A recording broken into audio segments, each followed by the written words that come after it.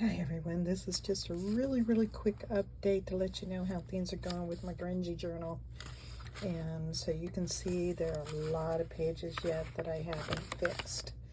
And so I want to show you that on the front, remember it was a cream color, and I had taken the sandpaper and I had knocked this down to make it just all torn up and make it look real rustic. And then I started out with my inks and had taken off the cream paper down to the book board. And then after I got down to the book board, I started adding the inks, my blues and my rust colors, the vintage photo, and a couple of shades of the blues in here, the broken china and the sapphire, the mariner's blue, and just started adding them. And after each addition to ink, I spritzed them with some water.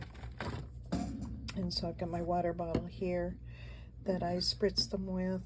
And let me see if I can get this out a little bit further so I don't feel like I'm really attacking you with the book, and get some of my, I try to get all of my debris out of your way, and well, that doesn't always work. My tries, and you see where I'm always inking on my table.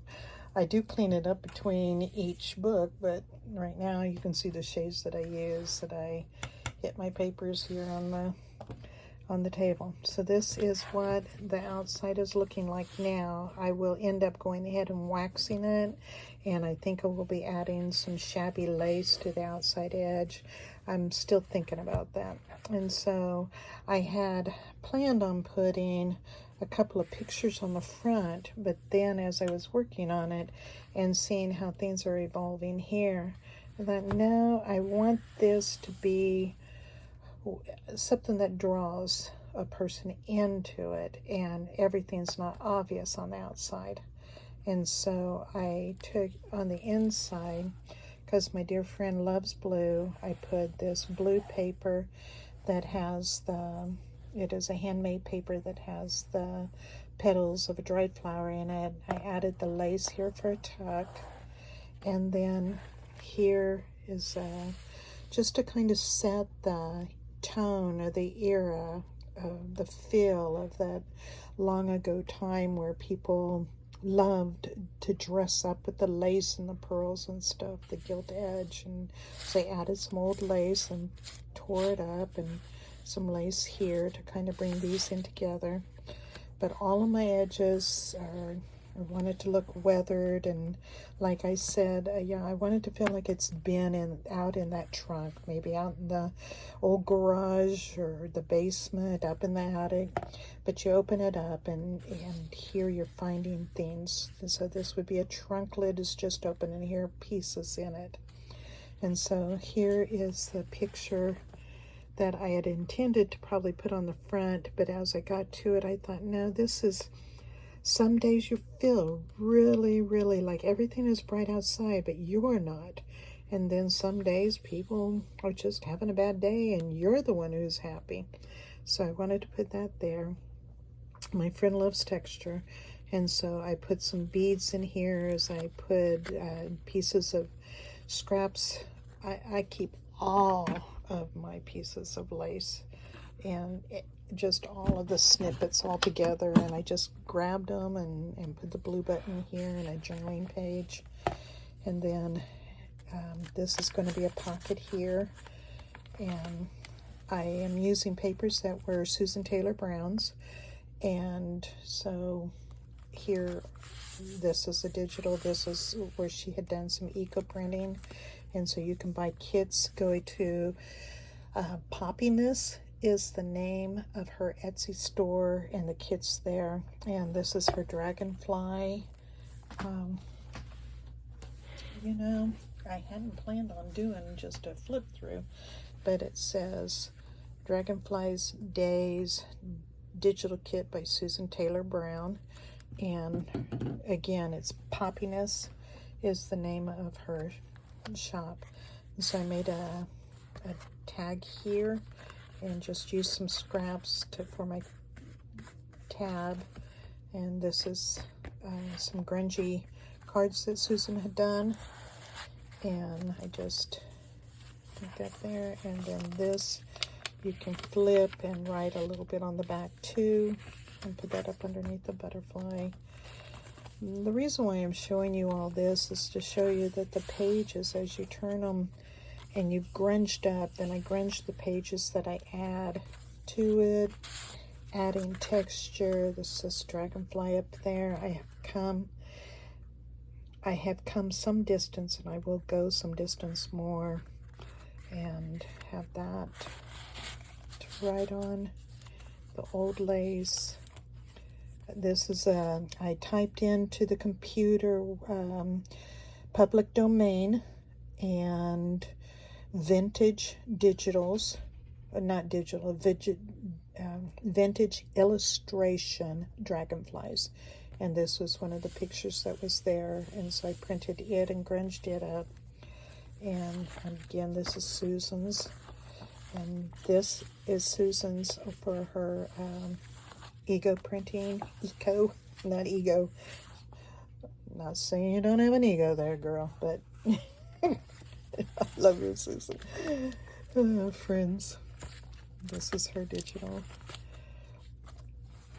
And so this is a piece of the deli paper.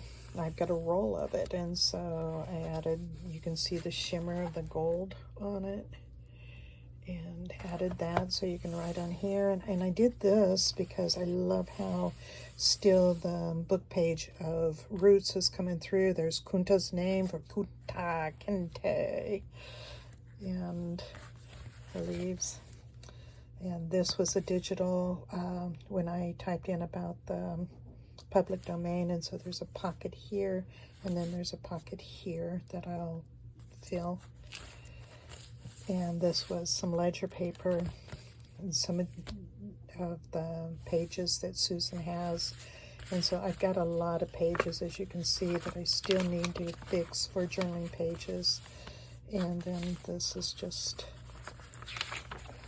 a magazine page on the insects, and made a pocket here. But the whole reason why I'm showing you all of this, believe it or not, is to get you to this box.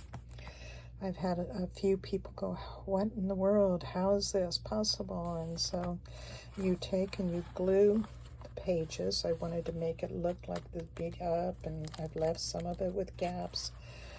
And got it to where when the book is closed, it's not totally obvious. I mean, maybe. But then I had this shank button here, and I pushed it through the pages that I had glued together for the lid. I put a hole and I pushed that shank, you can see it, pushed it through those layers, and then tied some Penny Pudge's coffee dyed seam binding, and put that in there, and covered this, and put this old antique lace that was a collar, and then I hit it with the heat gun and burned the edge of it. This was in the public domain, and so I wrinkled that up and put that on there. And then in here, I had gotten this from Sarita's sale online, and where she had coffee dyed it, and so I put that down in here and glued it real good. And the glue that I use,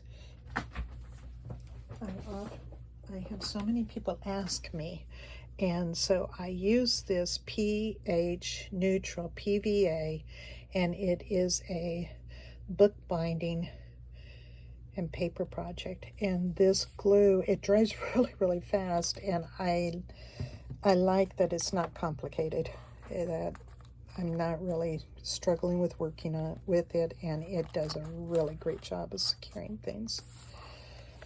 And then this was also in the public domain, and so this is when I put the seam binding here, then I glued the last page to it to get the seam binding. It goes in about right there so that it's in there secure.